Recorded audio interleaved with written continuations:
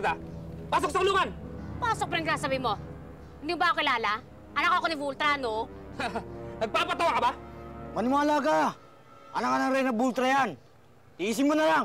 Kaysa isumbong pa tayo sa Reyna. Ano? Itong malaking matang to? Ang anak na Reyna Vultra? Laki-laking mata dyan. Tigilan niyo ako, ha? Kayo, gawan niyo ako ng duyan. Duyan? Oo, duyan. Pagkatapos umalis na kayo, nalipad-para na sa mga mukha niyo. Dito! Dali! Tingnan mo nga ako.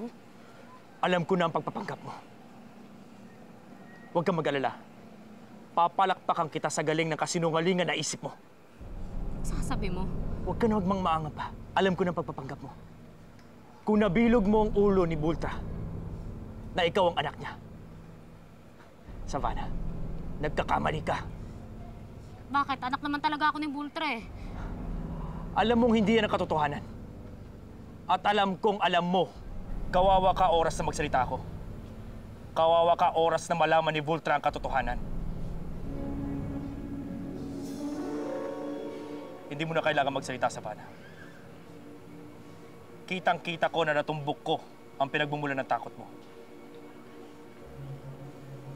May sumisilip na luha na nagbabadyang na pumatak sa iyong mga pisngi.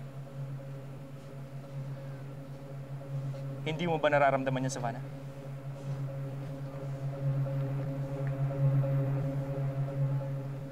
Alam mo, Rasmus, nakakaawa ka. Pati ba naman anak ni Vultra, pinapatulan mo? Doon pinanindigan mo na ikaw ang anak ni Vultra. Hanggang kailan mo paninindigan yan? Paano kung sabihin ko sa'yo na kilala ko ang anak ni Vultra? Sino? Sige, sabihin sa akin sino?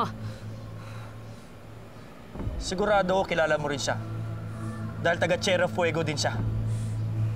Sabihin mo sa akin, sino?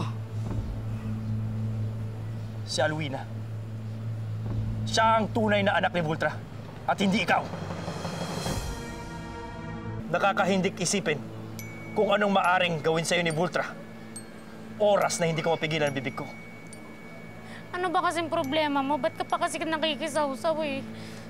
Ako lang naman ang asawa ng inang tinatawag mo. Yan lang ang dahilan kaya ginagawa ko ang pakikisaw-saw na tinatawag mo. Eh ano naman ngayon sa'yo kung nagpapanggap nga akong ako ang anak ni Vultra? Eh di umami ka din. Ngayon, hindi mo ba tatanungin kung ano makapagpatahimik sa akin? Anong gusto mong kapalit para matahimik ka lang?